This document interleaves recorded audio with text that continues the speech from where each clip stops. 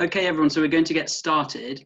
First of all, if I could ask all of you to put yourselves on mute so that only the presenters are speaking. So it should be nice and easy to find the mute button at the bottom left of your screen. Okay, so hello everyone, we've got a really great number of people here this evening. My name is Charles Phillips. I've been a trustee with Firefly for the past 5 years, and I'll be hosting the call for you this evening. If we have any problems or you can't hear me, just sort of raise your hand or make some noise and hopefully things should go smoothly. So I'm calling you from Oxford, and it's lovely to see everyone in their own homes this evening. I think while we're apart, Zoom has given us a little window into each other's lives, and it actually helps to bring us all together, which is really nice.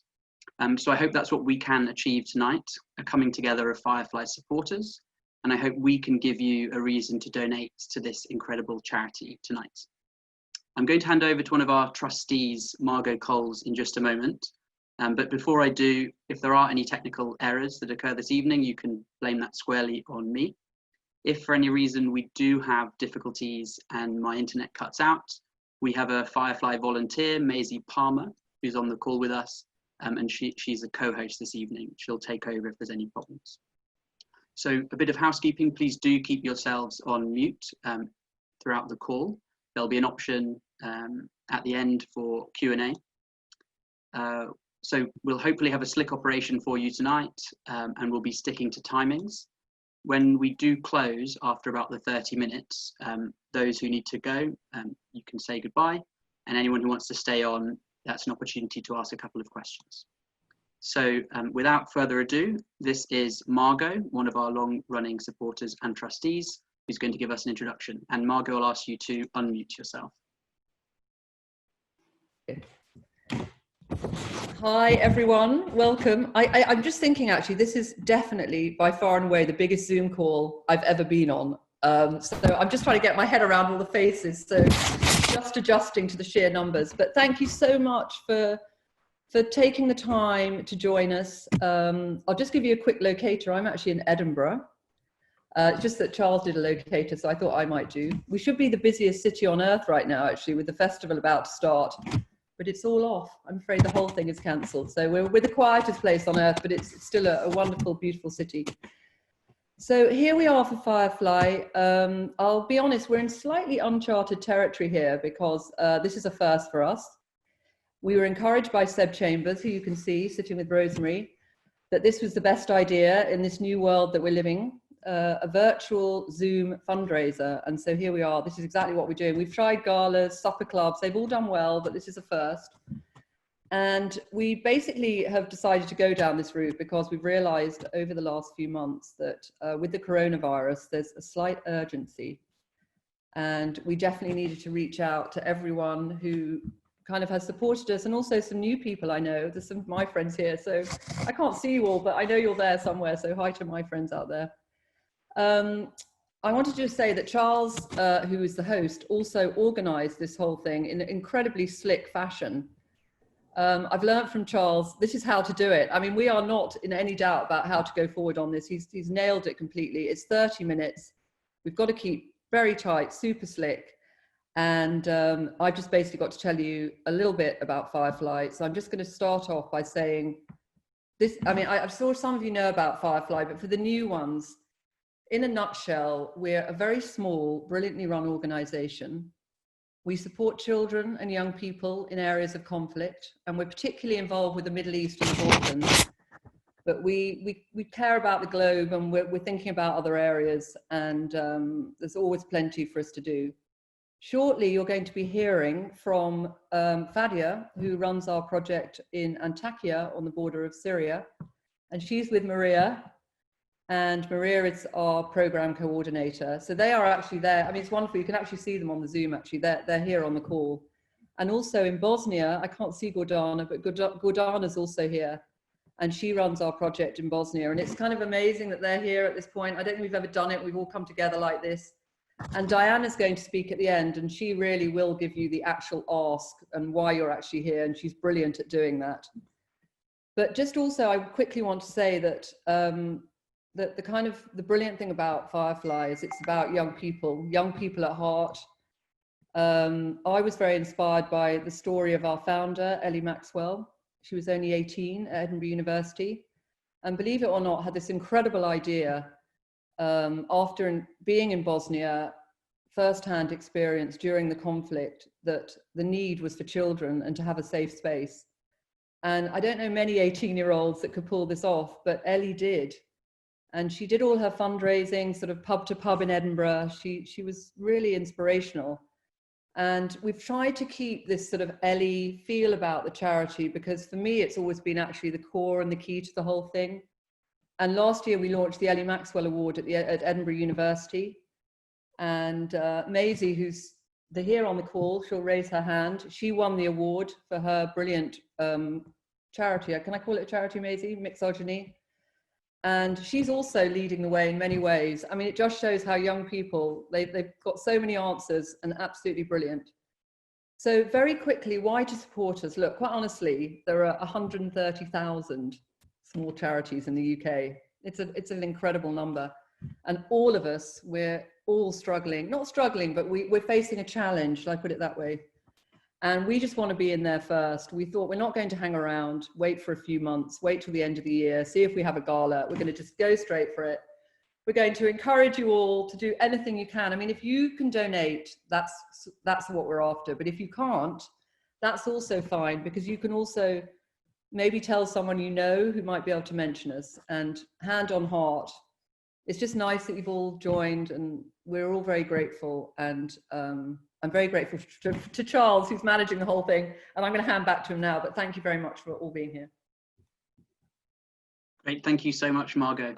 So I'm next going to hand over to our team in Turkey, Maria and Fadia, and they're working with Syrian refugee children. So they're calling us this evening from the city of Antakya in southern Turkey. And for those of you who are less familiar with the area, Antakya is the southernmost point in Turkey, with the Eastern Mediterranean on one side and Syria on the other. So they're calling us almost right from the Syrian border. So Fadia is our director of our education center for Syrian refugee children in Antakya, and Maria is our project coordinator who's currently visiting Antakya for a few months. So I'll hand over, and I see you've already unmuted yourself, so please go ahead, Maria. Thank you, Charles, and welcome everybody. As Charles said, we're very close to the Syrian border. In fact, we're about 32 miles as the crow flies from Idlib city. So that gives you an idea of the area that we're working in. For those of you who are less familiar with the situation for Syrian refugees in this part of the world, I'd like to give you some brief background information. Currently, the conflict continues in Idlib. Earlier this week, one of the only 2 border crossings was shut, so cross-border aid is even more limited. The Syrian currency in the last couple of weeks has completely collapsed, and so there is huge, high inflation, and hunger is now the norm. On top of this, as Margot has said, Corona arrives, and everyone's very concerned about the impact that this is going to have, particularly in the camps where basic hygiene and living conditions are seriously overstretched already. In Turkey, our children, or all children under the age of 20, have been living in strict curfew for 3 months, unable to leave their front doors. Our children who come to our centre are from the poorest families, and this has had a devastating effect on their lives. All schools and community centres remain closed. Our centre is open to staff who continue to make resources like this, which they package and send cross-border so that our children can make a variety of toys and tools to learn applied science and electricity and a whole load of new skills, focusing particularly on maths and applied science. So our centre is now open to staff and we have schemes of work. Charles, would you mind sharing some of the photographs that we have? So we opened in 2016 to provide a safe space for children who'd fled the war. They had arrived facing many challenges: a new language, poverty, and insecurity. Firefly for Syrians provided a safe space for these children, addressing their psychosocial and educational needs, putting them on a pathway for their futures through this interactive, hands-on learning program that has been developed by Fadia and her staff. All our children and staff are survivors. They're living in a community of survivors. Fadia is going to share her story and the story of just one of our pupils with you tonight. This will illustrate our work and the impact that we have. 850 children attend our programs monthly. So I'm going to hand over to Fadia now. Thank you, Maria. Hello, everyone. I'm Fadia. I'm from Syria. I left Syria in 2012. Actually, from Akrad Mountain in Latakia city.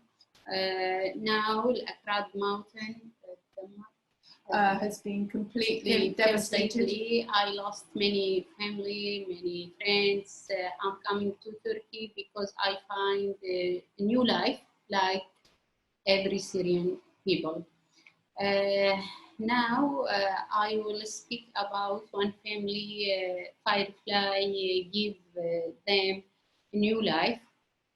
This family lost them home inside Syria. Then they move many times.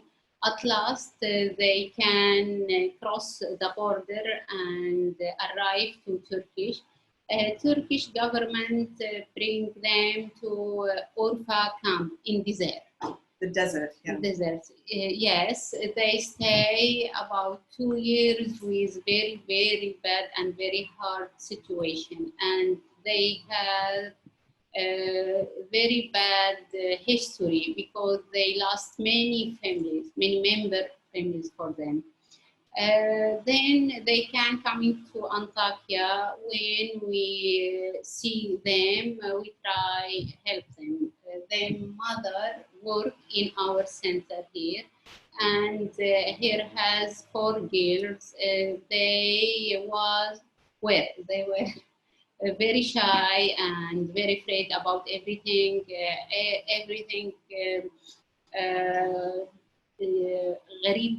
Everything was strange. Yes, so we support them in science, mathematics, computers, languages. At last, now the bigger one, she will go to university, and the second girls, the first degree in Turkish school. So this family have dream in future. So me and this family and many kids, Syrian kids, we will say thank you, Firefly Syria. Thank you. Fadia, thank you. Could you tell us a little bit about some of the successes inside Syria? Inside Syria, we building a small school in Al-Fatiha camp. This camp near the border, without school, without without any garden, anything, and you can't see any colors, any flowers, anything. So Firefly Syria step by step building school and bring furniture, and we training teacher there online, actually. So I think this is a bigger goals for us. Big achievement, yes, yeah. Very big achievement. And I think it's worth mentioning that you mentioned training teachers online. In Syria, 75% of teachers have left the country. So there's a huge gap in skills, and our teacher training program and mentoring scheme is a key part of our work, outreach work. And we've also been teaching online for a couple of years because of ongoing conflict in Idlib.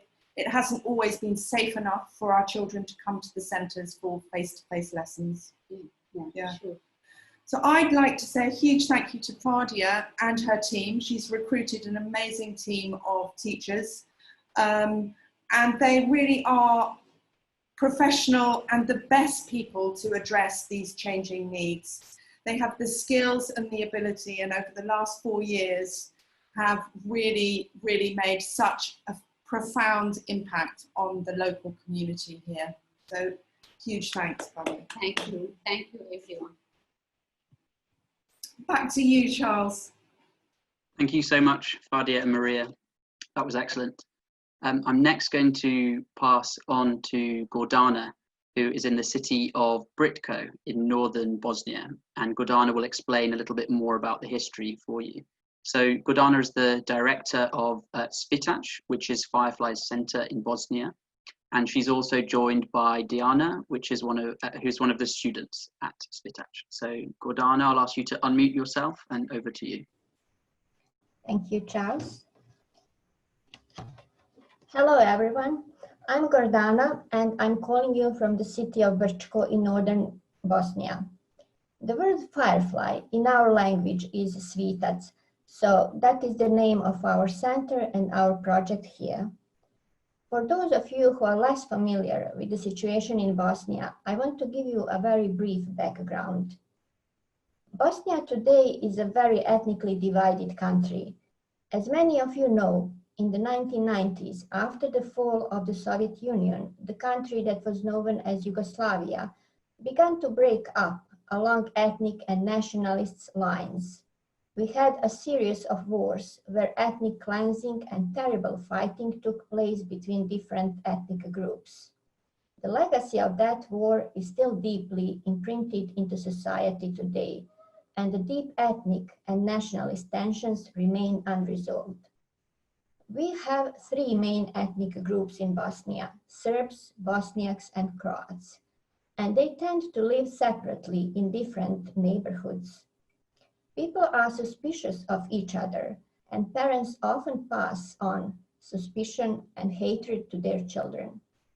The danger of further ethnic conflict is very real, and for this reason, we at Svitac focus on building coexistence between children of the different ethnic groups by getting them to mix and play together from a young age. We think this is one of the most important things we can do to ensure a peaceful society in the future. But we can only do this with the funding and support Firefly International gives. To tell you a bit more about Svitac now. Our mission and vision is to create a safe space where different nationalities can meet, spend time together, and get the opportunity to express themselves without hate, prejudice, pressure, or being judged simply because of their ethnicity or nationality. There are very few organizations and initiatives like us here. We are unique in our community. We are also located in a unique area. Brčko is the only multi-ethnic district in Bosnia, and because of this, the local community is a little more open to the coexistence work we do. It is still a divided community, however. I was born and grew up in ex-Yugoslavia, and my parents taught me to respect all people regardless of nationality. During the war, I was in Sarajevo, separated from my family. The only contact we had was through open Red Cross messages. After the war, I had to return to Brčko, forget everything I had planned for my life, for myself before the war, and start all over again. It was a big problem for me to find my place and identity in the post-war period. I felt like I didn't belong anywhere. Then I met Ellie and got to know the work she started in our local community. I realized that her dream about safe space and bringing different nationalities together was the same as my dream. When she asked me to become part of the team, it was an easy decision. and I started working for the organization in April 1999 as the first local employee. For me, Svitac was always a place where I could be what I am, not what members of my nationality expect of me, where I work because I have skills and not because I belong to a particular nationality or political party. We see today that the need for our work in Bosnia and in Brčko is greater than ever. Ethnic divisions in the country over the last 10 years have been getting worse. Politics has started to interfere more and more in all spheres of life, and it has become irrelevant what future a person may want to have and what skills and qualifications you have. It only matters which nationality and which political party you belong to. The politicians managed to bring nationality even in the NGO sector, trying to label NGOs by nationalities of their directors, or dividing grants by ethnic groups, not by the quality of the projects. A new generation have grown up in a society that is deeply divided on a nationality basis. We are the only NGO in this local community that is not connected to any political party or national leaders. However, the pressure to choose your own nationality group and certain political leaders is growing every day.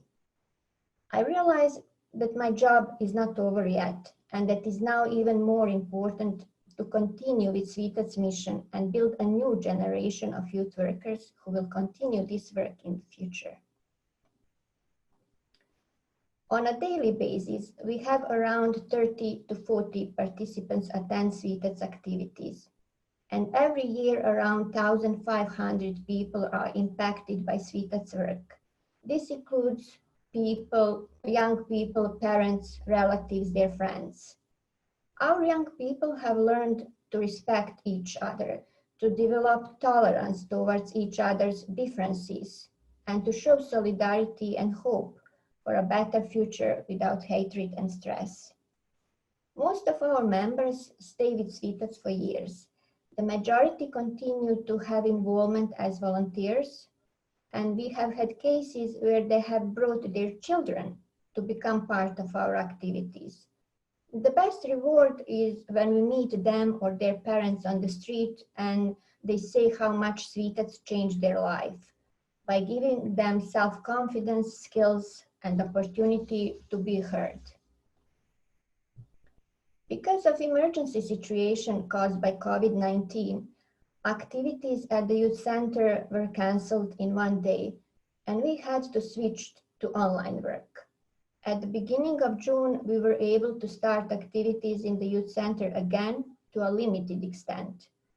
The borders are still closed, and the return of international volunteers is still not possible, but we hope that this obstacle will soon be overcome. Thank you very much for listening. Thank you very much, Gordana. I realize many of you may have questions for Gordana and Diana, who's with her, and also Fadia and Maria in Turkey. So I encourage you now to use the chat function at the bottom of your screens if you would like to write a question. And then we'll get to those at the end of the call in a short Q&A. And before we go into our final presentation, I'm going to show you a short video which Diana made for us earlier. So let's see if this will work.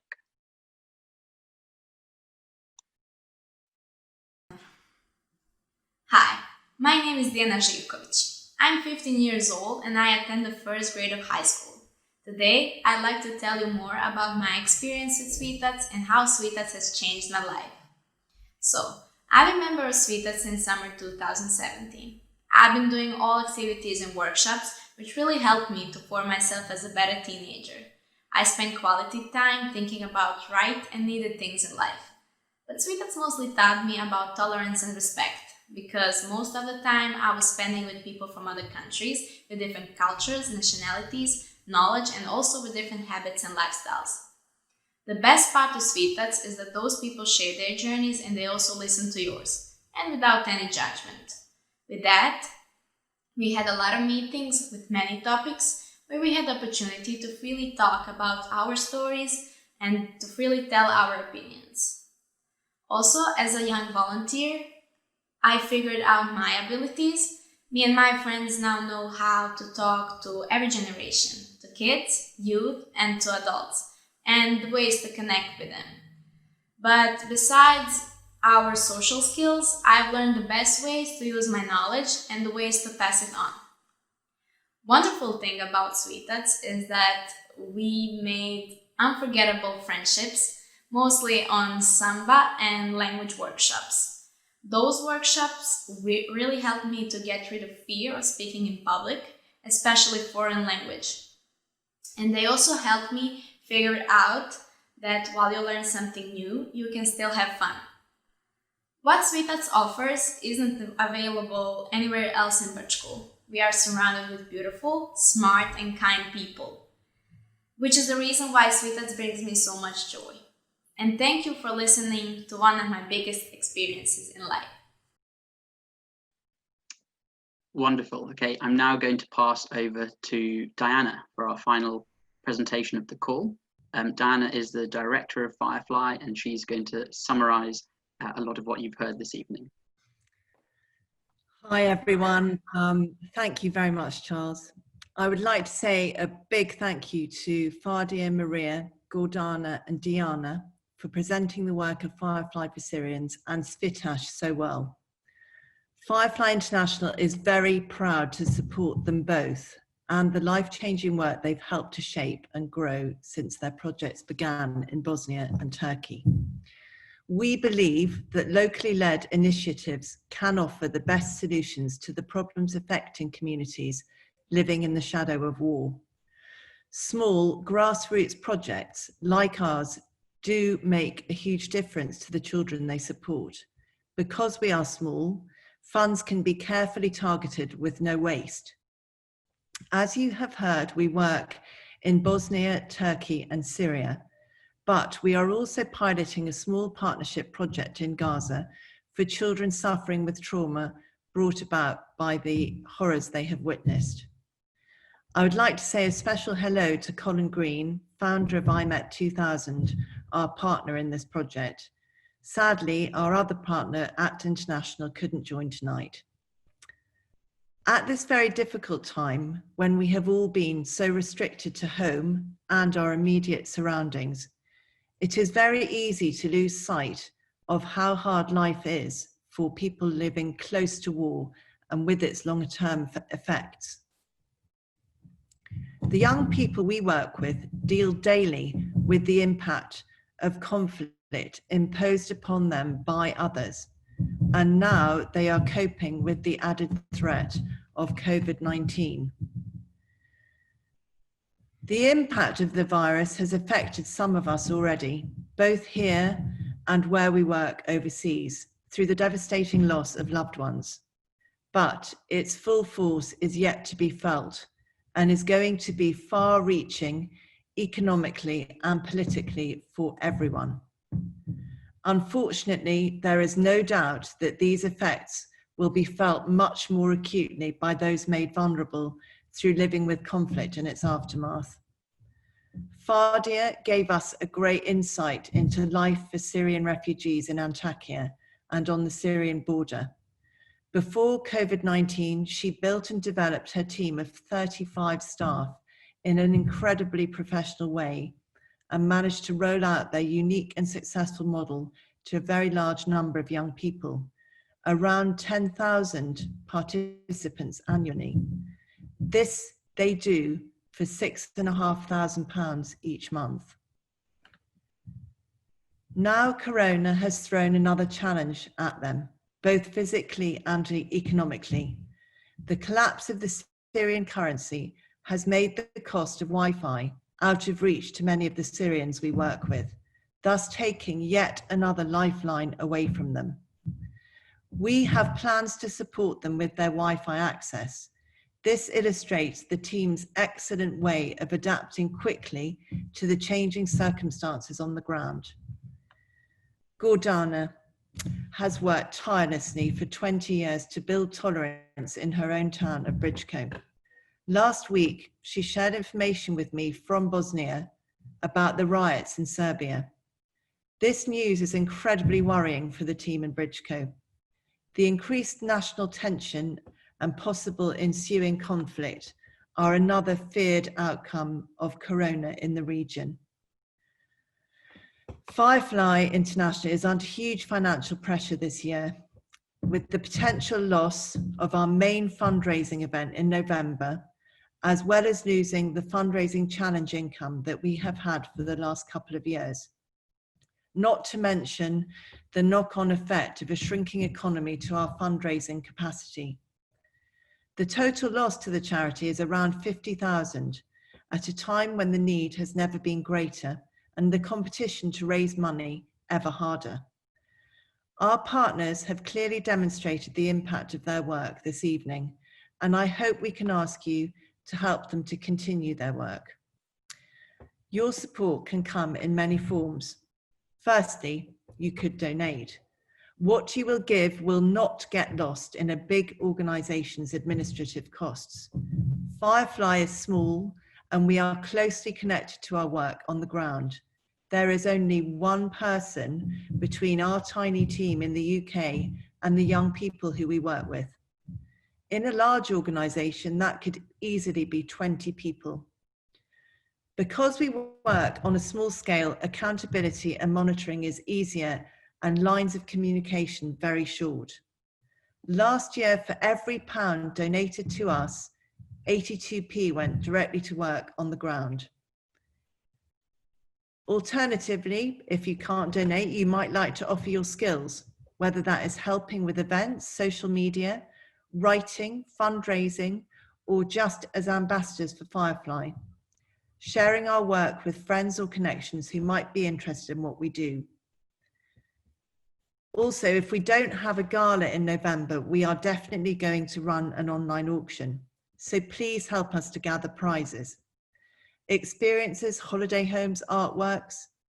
The International Rescue Committee ran an amazing auction in May with the opportunity to record a single with Sting or have coffee with Hillary Clinton. I'm not asking you for Sting, but other wonderful auction lots would be very appreciated. You could take on a challenge. Last year, 14 young supporters walked Hadrian's Wall and raised an incredible £9,000 for us. It doesn't have to be an epic physical feat. Perhaps you could run a bridge and coffee morning or suggest us to your local church or school.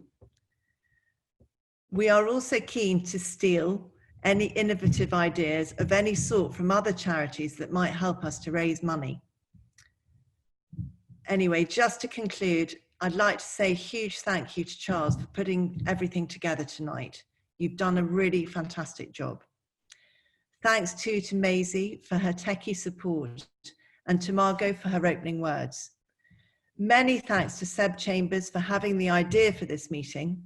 It is very special to have the whole Firefly team together for the first time ever, albeit digitally. The team will be staying on for 5 minutes after the call to answer questions. I think Charles has said that already. But if you can't stay, we are sending out an email this evening to you all, and please do respond with anything you might like to ask. Finally, I would like to thank you for giving us part of your evening to hear about the work we do. I hope that you will find a way to help us to support our partners who change the lives and futures of so many young people. Thank you, Diana, and thanks everyone for a wonderful call. I'd also like to say a special thanks to all of you here who've joined and spared the time this evening. I'd love to get a screenshot of everyone here. We have about almost 60 participants, which is fantastic. So I'm going to ask everyone, if they don't mind, just to wave at the screen, and then we'll take a couple of screenshots. And we have to do this across 3 pages. So just keep waving and we'll click to the next and then take another and another. Okay, wonderful. Thank you so much. So with that, I encourage you to go to fireflyinternational.org and click on donate. We look forward to hearing from you more in the various ways that I hope you can help.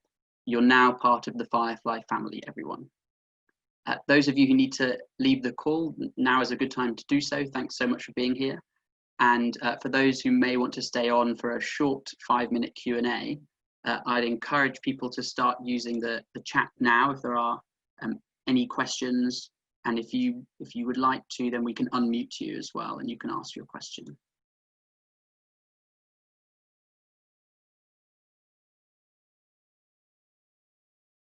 So we'll just leave it for about 30 seconds. If anyone does want to type a little question, then they can do.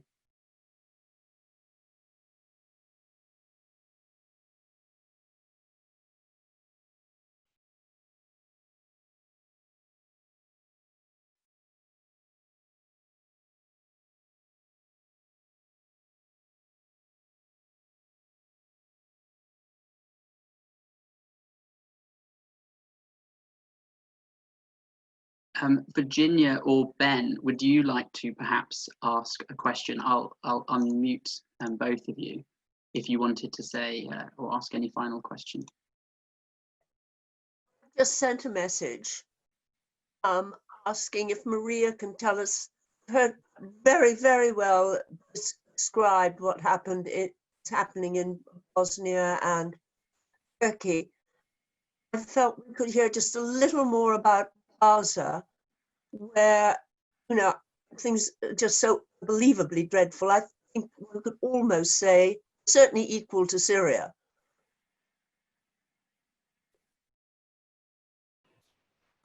Thank you very much, Virginia, for raising that.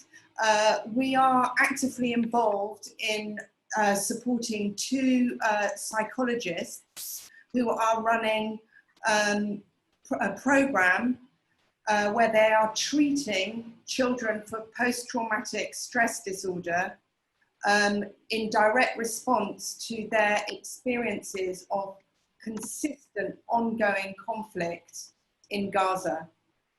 So this is coupled with research that is being done to assess the long-term treatment, the effectiveness of the long-term treatment and the resilience building that we are doing with these children. So Dr. Colin Green is our main partner on that project. I don't know, Colin, would you like to join in with this conversation? Perhaps you could unmute yourself, Colin. I've unmuted. Can you hear me? Yes, that's perfect. Yes. Yes, I have a question as well, really, or a statement. I think what you've presented this evening is absolutely wonderful, and I can't tell you how proud I am to be associated with you, and our charity is as well. But first of all, the Gaza conflict and the COVID attack on the West Bank is appalling at the moment, and all our work is going into that and into child mental health as a result of that. And what you're doing with us in Gaza is, to my mind, so important. The other thing I want to say as a statement is that for fundraising, on August the 11th, Mark Thomas, who's a great supporter of all our work in the Middle East, actually, is having another online streaming show. And he's asked me to run with it and be interviewed afterwards. And I've suggested to him that he might like to support not just our charity, but Medical Aid for Palestine as well. And now I will ask him and his organizers whether they would like to support the work of Firefly as well, which will come to you generally, but I will sell it on the basis of working in Palestine and in Gaza. So that's what I'd like to say, that I think if you agree that we could open this gig up, the online streaming, I send it out to thousands of people. And if we can get 2,500 people engaged in that, we could raise quite a lot of money. I mean, something like £3,000, and we can divide that up equally between 3 or 4 of us. That sounds really wonderful, Colin, really wonderful. Thank you. Thank you, Colin and Maria. I think, Colin, there's lots of things for us to follow up with you, so thank you very much. Maria, we've got 2 questions which would be relevant to you. The first is, well, this is directed to both Maria and Fadia. This is from Seb and Rosemary.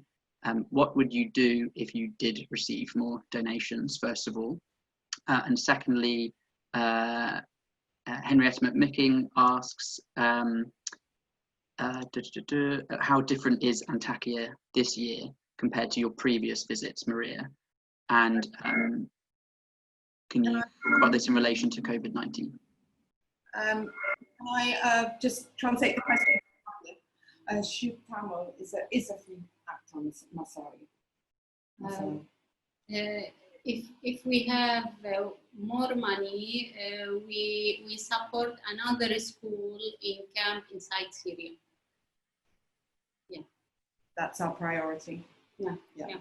There are many kids without school, without anything.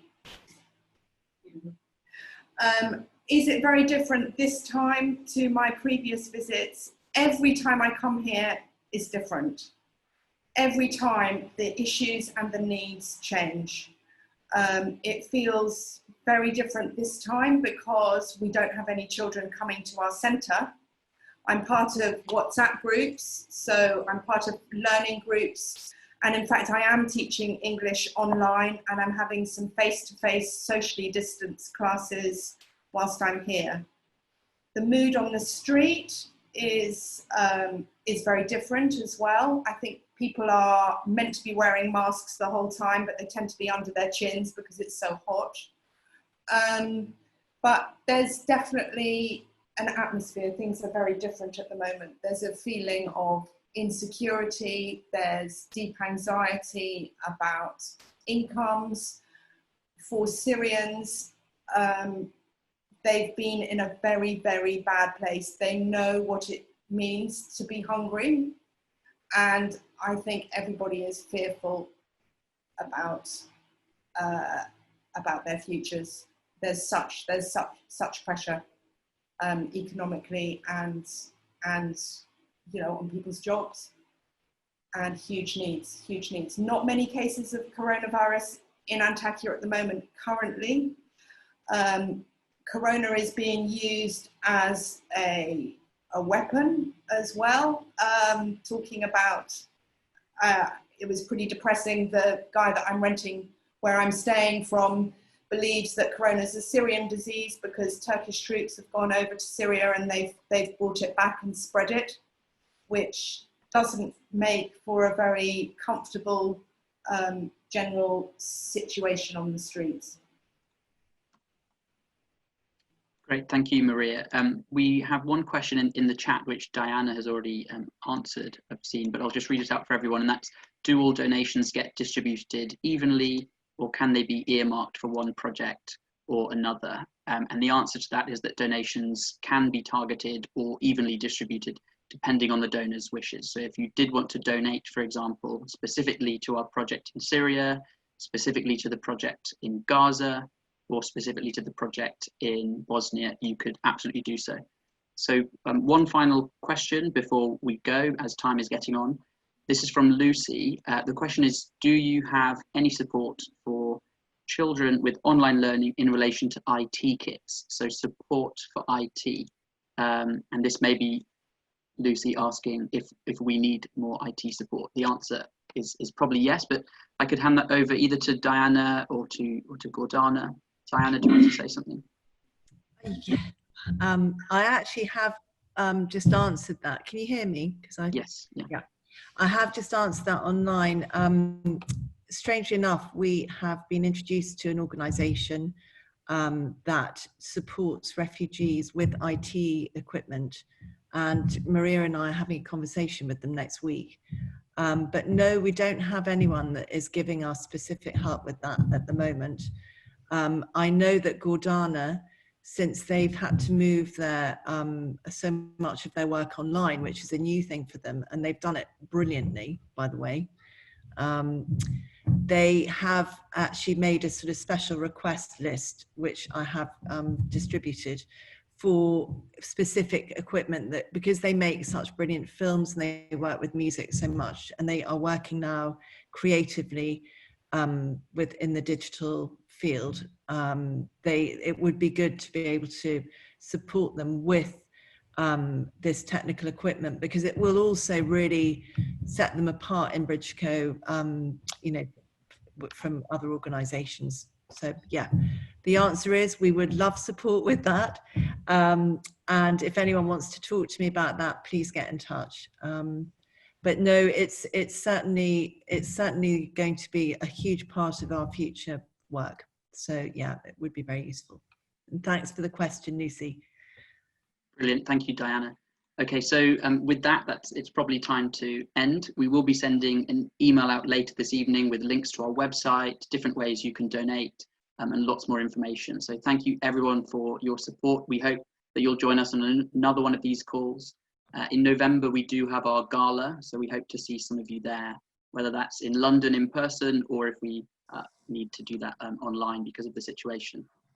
So have a great evening, everyone. Thank you for joining, and we'll say goodbye. Thank you, Charles.